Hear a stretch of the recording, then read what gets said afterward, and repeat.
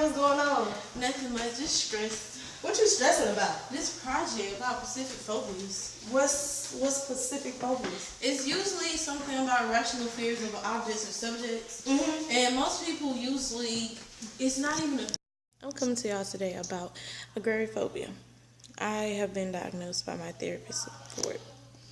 I don't go places that I have previously had a panic attack from. It scares me. Going to the grocery store, being around too many people, is just very difficult. I'm just always alone and just sitting here because of these different things.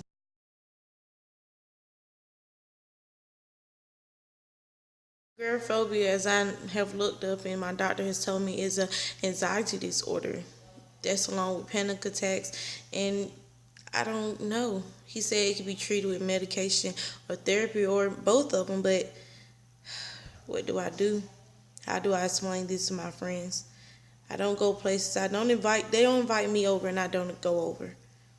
I don't know how to deal with it. And it runs my life every day.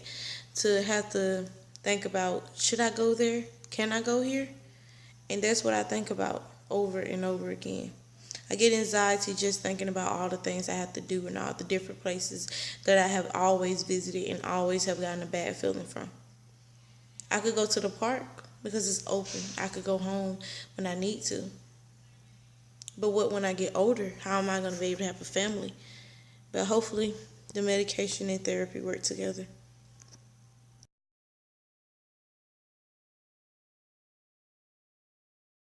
To the grocery store.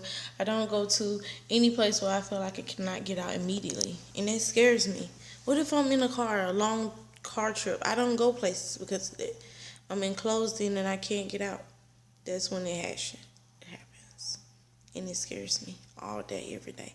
I sit and I think about this. How many people have really told somebody that they're afraid to go places they can't leave? That's crazy. But I have known a lot of people that say they don't. With the support group I go to, they feel enclosed and they can't sit down or they can't enjoy themselves alone because of this. I don't know what to do. I don't know how it's treated. My doctor says it's easily exposure therapy, but who wants to do that? Who wants to admit to everybody or the whole world that they can't go to the grocery store? They can't go to the movies. Heck, you can't even go to the doctor office because I might have a panic attack about something.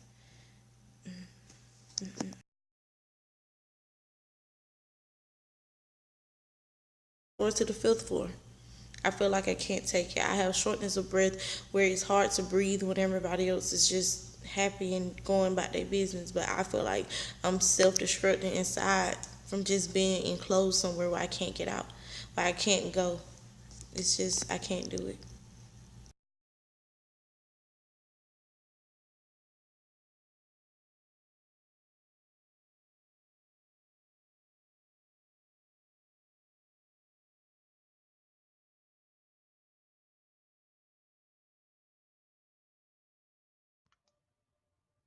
Hey, you guys, and welcome back to my daily journal. So, I have something I need to talk to y'all about, and I don't want y'all to laugh at me, but I have this fear of needles. I think it's called trypanophobia. It's down at the bottom. Y'all go look at it. Do some research too. Let me know what you think. But anyway, yes, I went to the doctor, and like that visit did not go well at all. Like I couldn't even finish my visit. I almost had a panic attack. So he gonna say you might have trypanophobia. Trypanophobia. So I went home. Of course, I had to do some research. Who don't do research? Search on something when they're diagnosed with something. So I did my research, and it was like almost 10% of people are diagnosed with this phobia. And it was like when you have this phobia, it stops you from going to see your doctor, getting your daily not daily, but annuals. It stopped people for taking their medication. You know, if they have to, say for instance, if I'm a diabetic, that will stop me from getting taking my insulin. It'll stop me from getting blood checkup. It just stops me from a lot of stuff. And I also did some more research. Let me show y'all. Hold on, let me look and see. I did some more research, y'all. And some of the symptoms was a racing heart. When the doctor came in with that needle, this how my heart was. Y'all, I was scared. I was scared. But it's also a racing heart. Your blood pressure rises. You feel like you have to throw up. You get dizzy. And that all was me. That was me. I think this lady right here is taking it better than I was. Nah, I don't think so. We on the same page. But anyway, there's some treatments that I can have done. It was an anti-anxiety medication. Like I can take it before I go to the doctor if I know, there are gonna be some type of injections, they're gonna have to use needles or something, and it will calm me down. It will put me in a peaceful place. It won't have my mind racing as much, and I won't be like overthinking the situation.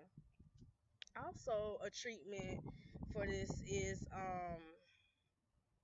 cognitive behavior. Y'all Google that too. But cognitive behavior, I can have that treatment done.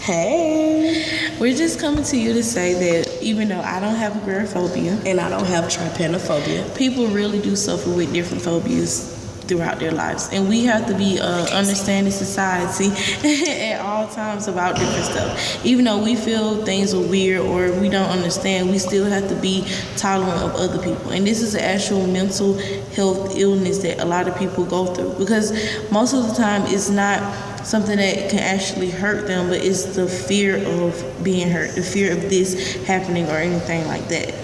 Yes, and just like Emma was saying, we have to be mindful of others. We need to, well, we don't need to, but it would be helpful if we sit down and take time to study what others are going through, and that way we will know how to accommodate them and treat them.